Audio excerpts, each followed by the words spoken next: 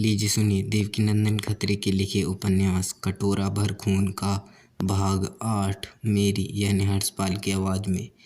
घटाटोप अंधेरी छाई हुई है।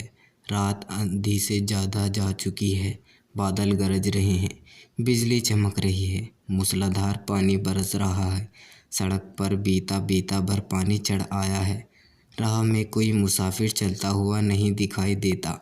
ऐसे समय में एक आदमी अपनी गोद में 3 वर्ष का लड़का लिए और उसे कपड़े से छिपाए छाती से लगाए मोमजामे के छाते से आड़ किए किले की तरफ लपका चला जा रहा है।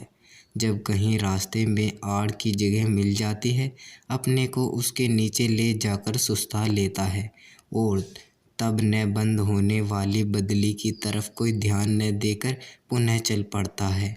यह आदमी जब किले के मैदान में पहुंचा तो बाएं तरफ मुखड़ा जिधर एक ऊंचा शिवालय था, यह बेखौफ उस शिवालय में घुस गया और कुछ देर सभा मंडप में सुस्ताने का इरादा किया। मगर उसी समय वहाँ लड़का रोने लगा और चिल्लाने लगा, जिसकी आवाज़ सुनकर वहाँ का पुजारी उठा और बाहर निकलकर उस आदमी के सामने खड़ा होकर बोला, कौन है बाबू साहब? बाबू साहब? हाँ। पुजारी, बहुत अच्छा किया जो आप आ गए। चाहे यह समय कैसा ही टेढ़ा क्यों ना हो, मगर आपके लिए बहुत अच्छा मौका है। बाबू साहब लड़के को चुप करा के, केवल इस लड़की की तकलीफ़ का ख्याल है। पुजारी, कोई हर्ज नहीं। अब आप ठिकाने पहुंच गए, आइए हमारे साथ चलिए। उस शिवालय की दीवार किले की दीवार से मिली हुई थी और यह किला भी नाम ही का किला था। असल में तो इसे एक भारी इमारत कहना चाहिए, मगर दीवारें उसकी बहुत मजबूत और चौड़ी थी, जिसमें छोटे छोटे कई तहखाने थे। यहाँ का राजा करण सिंह रामटू बड़ा ही सूम और जालिम आदमी था। खजाना जमा करने और इमारत बनाने का इसे ज़्यादा हद से ज़्यादा शौक था। खर्च के डर से वह थोड़ी ही फौज से अपना काम चलाता और महाराजा नेपाल के भरोसे और कुछ न समझता था। हाँ, नाहर सिंह ने इसे तंग कर रखा था, जिसके सबब में से इसके खजाने में बहुत कुछ कमी हो जाया करती थी। वह पुजारी पानी बरसते को में कम्बल ओढ़कर बाबू साहब के साथ लिए किले के पिछवाड़े वाले चोर दरवाजे पर जा पहुंचा और 2-3 दफ़े कुंडी खुटखुटाई। एक आदमी ने भीतर से किवाड़ खोल दिया और ये दोनों अंदर घुसे। भीतर से दरवाज़ा खोलने वाला एक बूढ़ा चौकीदार था, जिनसे इन दोनों को भीतर लेकर फिर दरवाज़ा बंद कर दिया। पुजारी ने बाबू साहब से कहा, अब आप आगे जाइए और जल्द लौट कर आइए, मैं जाता हूँ। बाबू साहब ने छाता उसी जगह रख दिया, क्योंकि उसकी अब यहाँ कुछ ज़रूरत न थी, और लड़के को छाती से लगाए बाएं तरफ के एक दालान में पहुँचे, जहाँ से होते हुए एक सहन में जाकर पास की बारादरी में होकर छत पर चढ़ गए। ऊपर उन्हें 2 लोंडियाँ मिली, जो शायद पहले से ही उनकी राह देख रही थीं। दोनों लोंडियों ने उन्हें अपने साथ लिया और दूसरी सीढ़ी की राह में एक कोठरी में उतर गई, जहाँ एक बाबू ने कहा, अब बिना रामदीन ख्वास की मदद के हम लोग तहखाने में नहीं जा सकते। आज उसको राजी करने के लिए बड़ी कोशिश करनी पड़ी। वह बेचारा नेक और रहमदिल है, इसलिए काबू में आ गया। अगर कोई दूसरा होता तो हमारा काम कभी न चलता। अच्छा, अब आप यहीं ठहरिए, मैं जाकर उसे बुला लाती हूँ। इतना कहकर वह लोंडी वहाँ से चली गई और थोड़ी ही देर में उसे बूढ़े ख्वास के साथ लौटकर वहाँ आई। इस बूढ़े ख्वास की उम्र 70 वर्ष से कम न होगी। हाथ में पीतल की एक जालीदार लालटेन लिए वह वहाँ आया और बाबू साहब के सामने खड़ा होकर बोला, देखिए बाबू साहब, मैं तो आपके हुक्म की तालीम करता ही हूँ, मगर अब मेरी इज्जत आपके हाथ में है। मुझे मोतबर समझकर इस चोर दरवाजे की ताली सुपुर्द की गई है। एक हिसाब से आज मैं मालिक की नकारहमी कर रहा हूँ। इस राह में आपको जाने देता हूँ, मगर नहीं, सुंदरी दया के योग्य है। उसकी अवस्था पर ध्यान देने से मुझे रुलाई आती है और इस बच्चे की हालत सोचकर कलेजा फटा जाता है, जो आपकी गोद में है। बेशक मैं एक अन्यायी राजा का अन्न खा रहा हूँ, लाचार हूँ, गरीबी जान मारती है, नहीं तो आज ही नौकरी छोड़ के जाने को तैयार हूँ। बाबू साहब, रामदीन, बेशक तुम बड़े ही नेक और रहमदिल आदमी हो, ईश्वर तुम्हें इस नेकी का बदला देवे। अभी तुम नौकरी मत छोड़ो, नहीं तो हम लोगों का काम मिट्टी हो जाएगा। वह दिन बहुत करीब है कि इस राज्य का सच्चा राजा गद्दी पर बैठे और रियाया को जुल्म के पंजे से छुड़ावे। रामदीन, ईश्वर करे ऐसा ही हो। अच्छा, आप जरा सा और ठहरे और इसी जगह बेखौफ बैठे रहें, मैं घंटे भर में लौट आऊँगा। तब ताली खोलकर तहखाने में जाने के लिए कहूँगा, क्योंकि महाराज अभी तहखाने में गए हुए हैं। वे निकल कर जा लें तब मैं निश्चित होऊंगा। इस तहखाने में जाने के लिए 3 दरवाजे हैं, जिनमें एक तो सदर दरवाज़ा है, यद्यपि अब वह ईंटों से चुना दिया गया है, मगर फिर भी वहाँ हमेशा पहरा पड़ा रहता है। दूसरे दरवाजे की ताली महाराज के पास ही रहती है, और एक तीसरी छोटी सी खिड़की है जिसकी ताली मेरे पास रहती है, और इसी राह में लोंडियों को आने जाने देना काम है। बाबू साहब, हाँ, यह हालत मैं जानता हूँ, मगर यह तो कहो कि तुम तो जाकर घंटे भर में लौटोगे, तब तक यहाँ आकर मुझे कोई देख न लेगा। रामदीन, जी नहीं, आप बेखौफ रहें, अब यहाँ आने वाला कोई नहीं है, बल्कि इस बच्चे के रोने की आवाज़ से भी किसी को कोई हर्ज नहीं है, क्योंकि किले का यह हिस्सा बिल्कुल ही सन्नाटा रहता है। इतना कहकर रामदीन वहाँ से चला गया और घंटे भर तक बाबू साहब को उन दोनों लोंडियों के साथ बातचीत करने का मौका मिला। यूँ तो घंटे भर तक कई तरह की बातचीत होती रही, मगर उनमें से थोड़ी बातें ऐसी थी जो हमारे किस्से से संबंधित रखती हैं, इसलिए उन्हें यहाँ पर लिख देना मुनासिब समझता हूँ। बाबू साहब, क्या महाराज कल भी आए थे? एक लोंडी, जी हाँ, मगर वह किसी तरह न मानी। आज 5-7 दिन यह हालत रही तो जाने अनजाने में कोई शक नहीं। ऊपर से बीर सिंह की गिरफ्तारी का हाल सुनकर वह और भी बदमाश हो रही है। बाबू साहब, मगर बीर सिंह तो कैदखाने से भाग गए। एक लोंडी, कब? बाबू साहब, अभी घंटा भर भी नहीं हुआ। एक लोंडी, आपको कैसे मालूम हुआ? बाबू साहब, इसके पूछने की कोई ज़रूरत नहीं। एक लोंडी, तब तो आप एक अच्छी खुशखबरी लेकर आए हैं। आपसे कभी बीर सिंह से मुलाकात हुई कि नहीं? बाबू साहब, हाँ, मुलाकात तो कई मर्तबे हुई है, मगर बीर सिंह ने मुझे पहचाना नहीं। मैं बहुत चाहता हूँ कि उनसे दोस्ती पैदा करूँ, मगर कोई सबब ऐसा नहीं मिलता जिससे वह मेरे साथ मोहब्बत करे। हाँ, मुझे उम्मीद है कि तारा की बदौलत बेशक उनसे मोहब्बत हो जाएगी। एक लोंडी, कल पंचायत होने वाली थी, सो क्या हुआ? बाबू साहब, हाँ, कल पंचायत हुई थी, जिनमें यहाँ के बड़े बड़े 15 जमींदार शरीक थे। सभी का निश्चय हो गया कि असल में यह गद्दी बीर सिंह की है। बीर सिंह यदि लड़ने के लिए मुस्तैद हो तो वे लोग उनकी मदद करने को तैयार हैं। एक लोंडी, आपने भी कोई बंदोबस्त किया कि नहीं? बाबू साहब, हाँ, मैं भी इसी फिक्र में पड़ा हुआ हूँ, मगर लो देखो, रामदीन आ गया। रामदीन ने पहुंचकर खबर दी कि महाराज चले गए, अब आप जाइए। रामदीन ने उस कोठरी में एक छोटी सी खिड़की खोली जिसकी ताली उसकी कमर में थी, और तीनों को उसके भीतर करके ताला बंद कर दिया और आप बाहर बैठा रहा।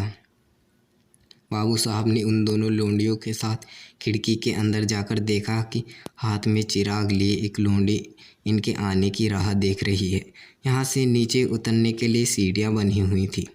लोंडियों के साथ बाबू साहब नीचे उतर गए और एक कोठरी में पहुँचे, जिसमें से होकर थोड़ी दूर तक एक सुरंग में जाने के बाद एक गोल गुमटी में पहुँचे। वहाँ से भी और नीचे उतरने के लिए सीढ़ियाँ बनी हुई थीं। बाबू साहब फिर से नीचे उतरे। यहाँ की ज़मीन सर्द और कुछ तर थी। पुनः एक कोठरी में पहुंचकर लोंडी ने दरवाज़ा खोला और बाबू साहब को साथ लिए एक बारादरी में पहुंची। इस बारादरी में एक दीवारदीर और एक हांडी के अतिरिक्त एक मोमी सामदान भी जल रहा था। ज़मीन पर फर्श बिछा हुआ था। बीच में एक मसहरी बारीक चादर ओढ़े एक औरत सोई हुई थी। पायताना की तरफ 2 लोंडियाँ पंखा जल रही थीं। पलंग के सामने एक पीतल की चौकी पर चांदी की 3 सुराही, एक गिलास और एक कटोरा रखा हुआ था। उसके बगल में चांदी की एक दूसरी चौकी थी, जिस पर खून से भरा हुआ चांदी का एक छोटा सा कटोरा, एक नस्तर और 2 सलाई पड़ी हुई थी। वह औरत जो मसाहरी पर लेटी हुई थी, बहुत ही कमज़ोर और दुबली पतली मालूम होती थी। इसके बदन में सिवाय हड्डी के मांस या लहू का नाम ही नाम था, मगर चेहरा उसका अभी तक इस बात की गवाही देता था कि किसी वक्त से यह निहायत खूबसूरत रही होगी। गोद में लड़का लिए हुए बाबू साहब उसके पास जा खड़े हुए और बड़बड़ाई हुई आंखों से उसकी सूरत देखने लगे। उस औरत ने बाबू साहब की ओर देखते ही कहा कि उसकी आंखों से आंसू की बूंदें गिरने लगी। हाथ बढ़ाकर उठाने का इशारा किया, मगर बाबू साहब ने तुरंत उसके पास जा और बैठकर कहा, नहीं नहीं, उठने की कोई ज़रूरत नहीं। आप कमज़ोर हो रही हो। हाय, दुष्ट के अन्याय का कुछ ठिकाना है। यह लो, तुम्हारा बच्चा तुम्हारे सामने है। इसे देखो और प्यार करो। घबराओ मत, 2 ही 4 दिन में यहाँ की काया पलट हुआ चाहती है।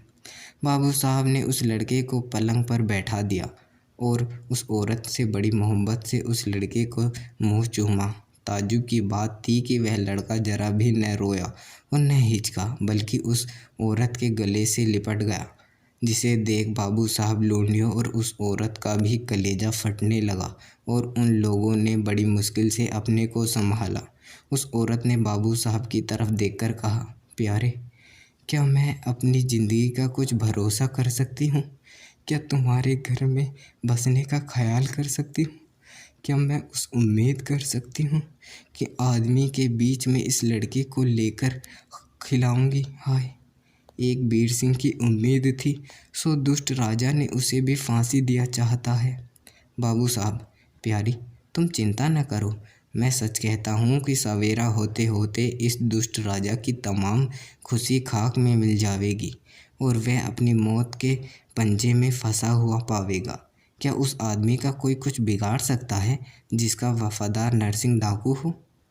देखो, अभी 2 घंटे हुए हैं कि वह कैद खाने के वीर सिंह को छुड़ा कर ले गया। औरत चौंक कर, नाहर सिंह डाकू वीर सिंह को छुड़ा के ले गया?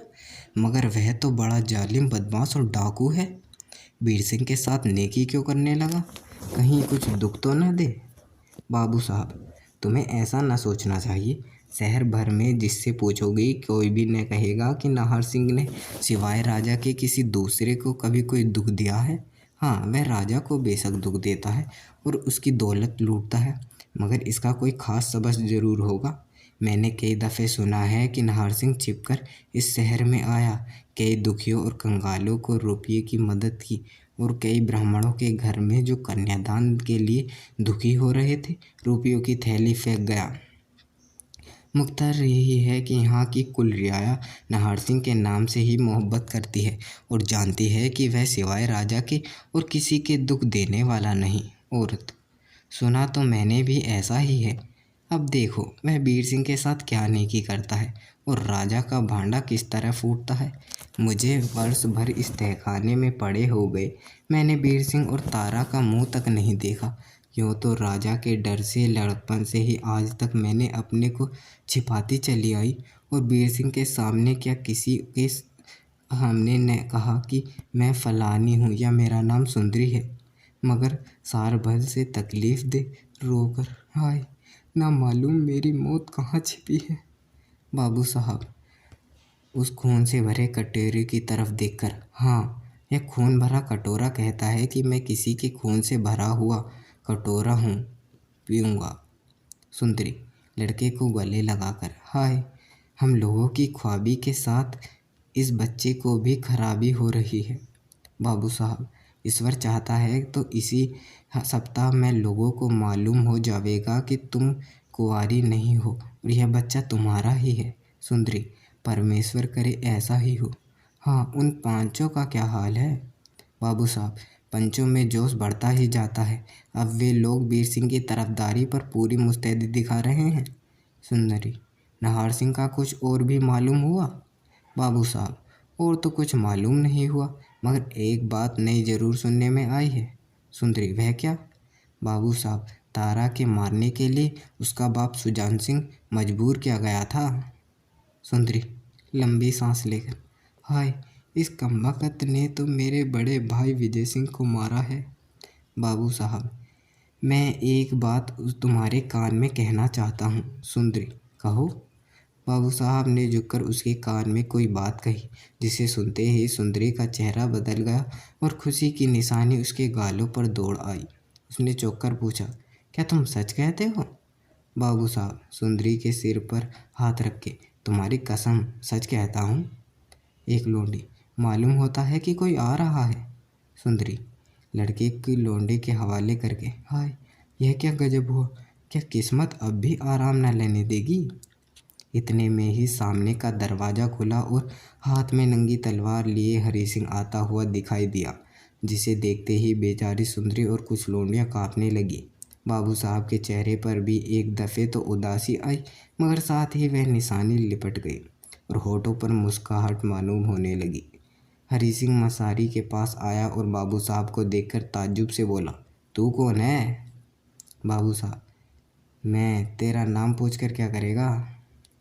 हरी सिंह, तू यहाँ क्यों कर आया? लोंडियों की तरफ देखकर, आज तुम सभी को मसारी खुल गई। बाबू साहब, अब तू मेरे सामने हो और कुछ बोल, औरत को क्या धमकाता है? हरी सिंह, तुझसे तो मैं बात ही नहीं किया चाहता, तुझे तो गिरफ्तार करके सीधा महाराज के पास ले जाऊंगा, वहीं जो कुछ होगा देखा जाएगा। बाबू साहब, मैं तुझे और तेरे महाराज के तिनके के बराबर नहीं समझता, तेरा क्या मजाल कि मुझे गिरफ्तार करे। इतना सुना था कि हरी सिंह गुस्से में काँप उठा। बाबू साहब के पास आकर उसने तलवार का एक वार किया। बाबू साहब ने फुर्ती से उठकर उसकी हाथ खाली किया और घूमकर उसकी कलाई पकड़ ली तथा इस जोर से झटका दिया कि तलवार उसके हाथ से दूर जा गिरी। अब दोनों में कुश्ती होने लगी। थोड़ी ही देर में बाबू साहब ने उसे उठाकर दे मारा। इत्तेफाक से हरी सिंह का सिर पत्थर की चौखट पर इतनी जोर से लगा कि फटकर खून का तरारा बहने लगा। साथ ही उसके एक लोंडी ने लपक कर हरी सिंह के हाथ से गिरी हुई तलवार उठा ली और एक ही वार में हरी सिंह का सिर काट कलेजा ठंडा कर दिया। बाबू साहब, हाय, तुमने यह क्या किया? लोंडी, इस हरामजादे को मरना ही बेहतर था, नहीं तो यह बड़ा फसाद मचाता। बाबू साहब, खैर जो हुआ अब मुनासिब है कि हमें इसे उठाकर बाहर ले जावें और किसी जगह गाड़ दें कि किसी को पता न लगे। बाबू साहब पलटकर सुंदरी के पास आए और उसे समझा बुझाकर बाहर जाने की इजाज़त ली। एक लोंडी ने लड़के को गोद में लिया। बाबू साहब ने उसी जगह में से एक कम्बल लेकर हरी सिंह की लाश बांध पीठ पर लादी और जिस तरह उसे तहखाने में आए उसी तरह बाहर की तरफ रवाना हुए। जब उन्हें खिड़की तक पहुँचे, जिसे रामदीन ने खोला था, तो भीतर से कुंडी खटखटाई। रामदीन बाहर मौजूद था। उसने झटके से दरवाज़ा खोला। ये दोनों बाहर निकल गए। रामदीन बाबू साहब की पीठ पर गट्ठर देख चौंका और बोला, आप यह क्या गजब करते हैं? मालूम होता है आप सुंदरी को लिए जाते हैं। नहीं, ऐसा ना होगा, हम लोग मुफ्त में फांसी पावेंगे। इतना ही बहुत है कि मैं आपको सुंदरी के पास जाने देता हूँ। बाबू साहब ने गठरी खोलकर हरी सिंह की लाश दिखा दी और कहा, रामदीन, तुम ऐसा ना समझो कि हम तुम्हारे ऊपर किसी तरह की आफत लावेंगे। यह कोई दूसरा ही आदमी है जो उस समय सुंदरी के पास जा पहुंचा जिस समय मैं वहां मौजूद था। लाचार यह समझकर इसे मारना ही पड़ा कि मेरे आने जाने किसी को मालूम न हो और तुम लोगों पर कोई आफत न आवे। लोंडी, अजी यह वही हरामजादा हरी सिंह है जिसने मुद्दत से हम लोगों को तंग कर रखा था। रामदीन, हाँ, अगर यह ऐसे ही समय में सुंदरी के पास पहुंच गया तो इसे मार जाना ही बेहतर था, मगर इसे किसी ऐसी जगह गाड़ना चाहिए कि पता न लगे। बाबू साहब, इसकी तुम बेफिक्र रहो, मैं सब बंदोबस्त कर लूँगा। बाबू साहब जिस तरह इस किले के अंदर आए थे वह हम ऊपर लिख जाए हैं, उसे दोहराने की कोई ज़रूरत नहीं है। सिर्फ इतना लिख देना बहुत है कि पीठ पर गट्ठर लादे वह उसी भांति किले के बाहर हो गए और मैदान में जाते हुए दिखाई देने लगे। सिर्फ अब की दफ़ा उनके साथ गोद में लड़का को उठाए एक लोंडी मौजूद थी। पानी का बरसना बिल्कुल बंद था और आसमान में तारे छटे हुए दिखाई देने लगे। बाबू साहब ने शिवालय की तरफ न जाकर दूसरी ही तरफ का रास्ता लिया, मगर जब वह सन्नाटे खेत में निकले तो एक हाथ में गंडासा लिए दो आदमियों ने उन्हें घेर लिया और डांट कर कहा, खबरदार, आगे बढ़ने की कोशिश की तो गट्ठर मेरे सामने रख और बता तू कौन है। बेशक किसी की लाश लिए जाता है। बाबू साहब, हाँ हाँ बेशक इस गट्ठर में लाश है और उस आदमी की लाश है जिससे यहाँ की कुल रियाया को तंग कर रखा था। जहाँ तक मैं ख्याल करता हूँ इस राज्य का कोई आदमी ऐसा ना होगा कि इस कमबख्त का मरना सुनकर खुश ना होगा। मगर तुम क्या समझते हो कि हम खुश होवेंगे बाबू साहब? इसलिए कि तुम राजा के तरफदार नहीं मालूम पड़ते। खैर जो हो, हमें यह जानना चाहते हैं कि यह लाश किसकी है और तुम्हारा क्या नाम है।